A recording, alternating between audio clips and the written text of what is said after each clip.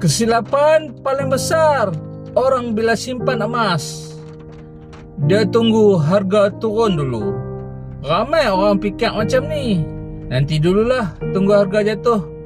Masalahnya harga sempurna tu jarang datang. Akhirnya dia duk tunggu lagi.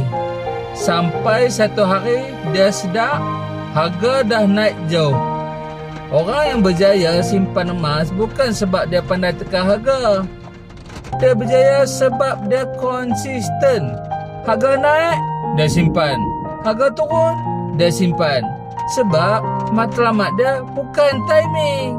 Matlamat dia bina aset. Kalau kau nak simpan emas dengan sistem yang tak bergantung pada emosi harga, komen, disiplin. Aku tunjuk cara buat.